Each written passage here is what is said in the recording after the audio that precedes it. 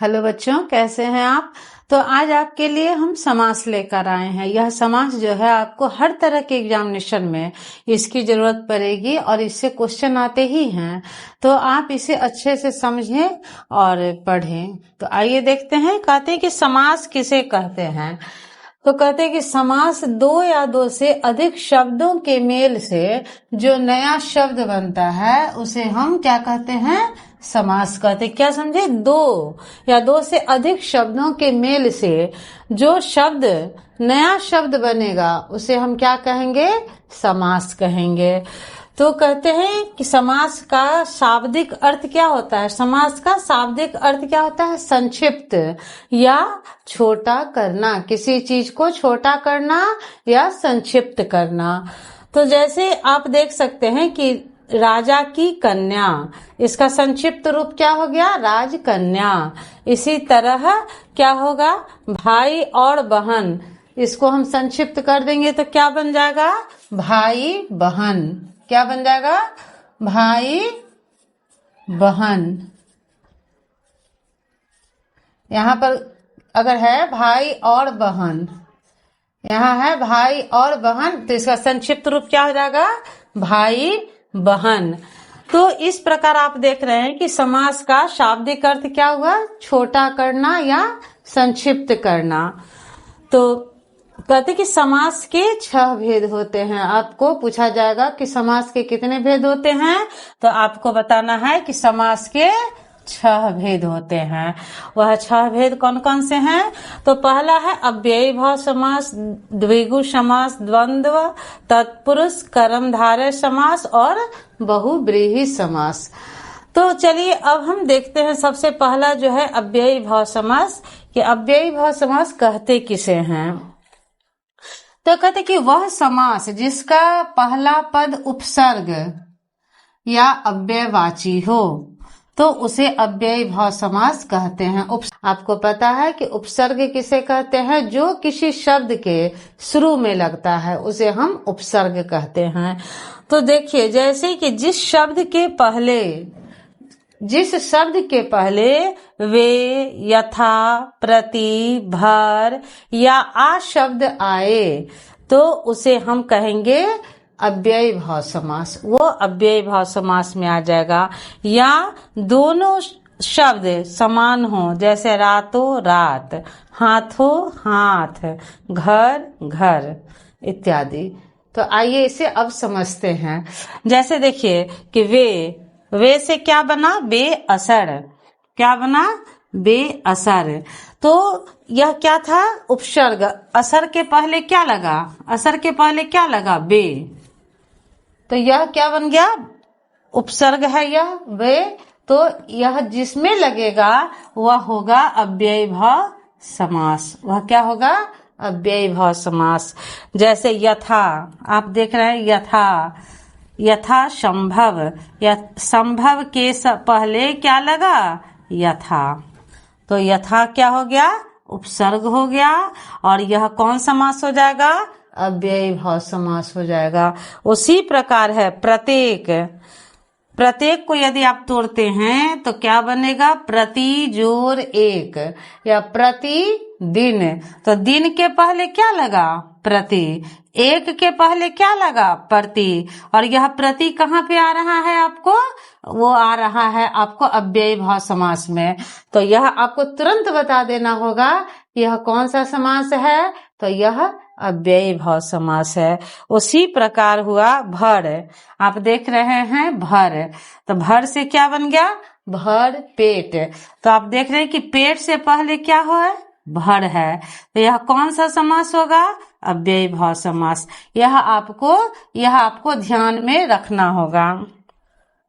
उसी प्रकार है आ शब्द से क्या बना, आजन्म और आमरण। तो आप देख रहे हैं कि ये जो भी है बे, यथा, प्रति, भर, आ, ये सारे क्या हैं, आपको अव्ययी भाव समास है। और यह उपसर्ग के रूप में शब्द के आगे लगे हुए हैं। तो जैसे ही आप देखिए कि किसी भी शब्द के आगे ऐसे है लिखा हुआ, तो आप समझ जाएं कि वह अव्ययी भाव समास है। जैसे यथासंभव, बेअसर, वे नकाब इत्यादि। प्रत्येक, प्रतिदिन, भरपेट, आज जन्म, तो ये आपको अव्ययी भाव समास होगा। दूसरा कहते हैं कि पहला तो है कि जिन शब्दों के पहले ये सब लगा हो, और दूसरा क्या है कि या दोनों शब्द समान हो, या दोनों शब्द जो हैं एक जैसा लिखा हो। जैसे रातों रात, आप देख रहे हैं कि यहाँ भी रात है और यहाँ भी रात है, दोनों शब्द समान है, एक जैसा है, तो यह अव्ययी भाव समास हो जाएगा। रातों रात यानी दोनों शब्द एक जैसा अगर लिखा रहेगा तो आप समझ जाएंगे कि वह क्या है, अव्ययी भाव समास है। जैसे हाथों हाथ, यानी हाथों हाथ, यहाँ भी हाथ है यहाँ भी हाथ है, तो वह अव्ययी भाव समास होगा। घर घर, यहाँ भी घर है यहाँ भी घर है, तो यह अव्ययी भाव। लातों लात, यहाँ भी लात है यहाँ भी लात है, यह क्या सब हो जाएगा, अव्ययी भाव। तो आप समझ गए कि अव्ययी भाव समास क्या किसको कहेंगे, कि जिसके पहले बे, यथा, प्रति, भर या आ शब्द आए वह अव्ययी भाव समास होगा। जिनके दोनों शब्द समान हों, जैसे रातों रात, हाथों हाथ, घर घर इत्यादि। चलिए इसे और उदाहरण से समझ लेते हैं। तो देखिए ये आ जो है, इससे आपको सिर्फ 2 ही शब्द बनेगा। इस आ उपसर्ग से सिर्फ 2 ही शब्द ऐसे बनेंगे जो आपको अव्ययी भाव समास में आएंगे। इसको आपको ध्यान में रखना होगा। कौन कौन है, तो आजीवन और आमरण। अगला है यथाशक्ति। अब आप देख रहे हैं, देखना होगा आपको कि शक्ति के पहले क्या है, यथा, और यथा क्या है, उपसर्ग है। देख रहे हैं यहाँ पे लगा हुआ है उपसर्ग, यथाशक्ति, तो यह कौन सा समास हो जाएगा, यह हो जाएगा अव्ययी भाव संभाव समास। उसी प्रकार यथासंभव, यथा क्रम, क्रम के पहले क्या है, यथा है, तो यह हो जाएगा अव्ययी भाव समास। बेअसर, वे शब्द। उसी प्रकार है भर पेट, पेट से पहले क्या लगा है, भर, तो यहाँ लिखा हुआ है भर, तो यह हो जाएगा अव्ययी भाव समास। उसी प्रकार है प्रतिदिन, प्रतिवर्ष, वर्ष के पहले क्या है, प्रति, तो जिसके आगे प्रति लगा रहेगा आप समझ जाइएगा कि वह अव्ययी भाव समास है। यथा रुचि, रुचि के पहले क्या लिखा हुआ है, लगा हुआ है यथा, तो आप देख रहे हैं कि यहाँ यथा है, तो यह कौन सा समास हो जाएगा, अव्ययी भाव समास। अब देखिए यहाँ है प्रत्येक, तो आप देखेंगे यहाँ पे कंफ्यूज हो जाएंगे कि प्र तो यहाँ पे नहीं है, तो फिर कैसे यह अव्ययी भाव समास हुआ। तो देखिए जब इसको हम तोड़ते हैं तो क्या बनता है, प्रति जोड़ एक, प्रति जोड़ एक, तो प्रति उपसर्ग आ गया है यहाँ पे, देखिए प्रति जोड़ एक, तब बनेगा प्रत्येक, तो यह भी अव्ययी भाव समास ही होगा। तो चलिए अगला समास जो है हम लोगों का वो देखते हैं। यह है समास द्विगु। द्विगु समास किसे कहते हैं, तो कहता है कि वह समास जिसका पहला पद संख्यावाची हो, यानी जिसके पहले पद में संख्या पता चल रहा हो, वाची हो, और दूसरा पद प्रधान हो, उसे द्विगु समास कहते हैं। क्या समझे कि द्विगु समास किसे कहेंगे, जिसके पहले पद में संख्या को दर्शाता हो और दूसरा पद जो हो उसका प्रधान हो। चलिए आइए इसको उदाहरण से समझते हैं। तो इसका ट्रिक आप याद रखेंगे कि द्विगु समास में संख्या की प्रधानता होती है। द्विगु समास में संख्या की प्रधानता होती है, जैसे 1 2 3 4, ये जो संख्या है इसकी प्रधानता होती है। जैसे आप समझें कि नवरत्न, कितने रत्न है, तो 9, इसका क्या होगा, 9 रत्नों का समूह, यानी ये 9 क्या है, यह संख्या बता रहा है। कितने रत्न हैं, तो वह नवरत्न है। तो जिसका पहला पद जो है वह संख्यावाची हो तो उसे हम द्विगु समास कहते हैं। जैसे पंचमूली, 5 मूलों का समूह। देखिए यहाँ भी संख्या बता रहा है। सप्तद्वीप, कितने द्वीपों का समूह? तो 7 द्वीपों का समूह, यानी जिसका पहला पद संख्यावाची हो। नवरात्र, 9 रात्रियों का समूह। यानी आप देख रहे कि हर चीज में पहला जो है वह संख्या को दर्शा रहा है। नवग्रह, 9 ग्रहों का समूह। त्रिकोण, तो पहला क्या है? 3, त्रि माने 3 कोणों का समूह। चौराहा, 4 राहों का समूह। यानी आप देख रहे हैं कि द्विगु समास वह समास होता है जिसका पहला पद संख्यावाची होता है और दूसरा पद जो होता है वो प्रधान होता है, तो उसे हम क्या कहते हैं? द्विगु समास कर। यानी आपको इतना ही ध्यान रखना है कि इसका पहला पद जो होगा वह संख्यावाची होगा, किसी भी संख्या को दर्शाएगा।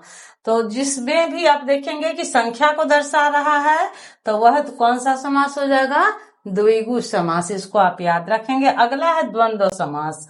ये तो और भी आसान है। कहते हैं कि द्वंद्व समास किसे कहते हैं? तो देखिए, द्वंद्व मतलब वह समास जिसका प्रथम पद तथा द्वितीय पद दोनों की प्रधानता हो। साधारण भाषा में आप समझ लें तो जिनके दोनों खंड प्रधान होते हैं, यानी शुरू के भी खंड और लास्ट के भी खंड, दोनों खंड की प्रधानता सेम होती है, तो उसमें जो होता है द्वंद्व समास होगा। वह समास जिसका प्रथम पद तथा द्वितीय पद दोनों की प्रधानता हो उसे हम द्वंद्व समास कहते हैं। अब इसका ट्रिक क्या आप समझेंगे कि जोड़ी का बोध हो, यानी कि ऐसा पद ऐसा दिया हुआ हो जिसमें दोनों की जोड़ी बनी हुई हो। एक ट्रिक ये आपका हो गया। दूसरा हो कि आप याद रखेंगे कि जिसमें विलोम शब्द बनते हो, उल्टा शब्द बनते हो। जैसे आप उदाहरण देखें, जैसे भाई बहन। देखिए, भाई की भी प्रधानता है और बहन की भी प्रधानता है। और अगर इसको हम अब ये करें विलोम शब्द में बनाए तो भाई बहन, लड़का लड़की। देखिए, विलोम शब्द भी बन रहा है। इससे भी आप याद रखेंगे कि यह द्वंद्व समास है। माता पिता, जितना ही प्रधानता माता की है उतना ही प्रधानता पिता की भी है। तो जिसमें दोनों खंडों की प्रधानता हो, सेम वैल्यू हो दोनों का, तो उसको हम क्या कहते हैं? द्वंद्व समास कहते हैं। आगे कहते हैं कि आग पानी। देखिए, इसको आप अपोजिट वर्ड में भी ले सकते हैं कि आग का क्या होगा? पानी होगा। भला बुरा, आगे पीछे, जहां भी आप ऐसे शब्द देखें तो आप समझ जाएं कि वह क्या है? द्वंद्व समास है, यानी कि दोनों खंडों की प्रधानता है। अपना पराया, सुख दुख, पति पत्नी। यानी कि आप देखिए, 2 चीज याद रखेंगे कि जिसमें जोड़ी का बोध हो। एक जोड़ी है ना भाई बहन, लड़का लड़की एक जोड़ी है, माता पिता एक जोड़ी है, या विलोम शब्द का पता चले तो उसमें होता है कौन सा समास? द्वंद्व समास, यानी जिसमें दोनों खंडों की प्रधानता हो। तो इस प्रकार आपने 3 समास को देख लिया, अव्ययी भाव, द्विगु और द्वंद्व। द्विगु समास हम किसे कहेंगे? जिसका पहला पद संख्या दर्शाता हो, संख्या का बोध कराता हो, वह द्विगु समास हो जाएगा। और जिसकी दोनों खंडों की प्रधानता हो, सेम वैल्यू हो, उसको हम कहेंगे द्वंद्व समास। तो इस प्रकार आपका 3 समास हो गया। मिलते हैं नेक्स्ट वीडियो में, तब तक के लिए टेक केयर।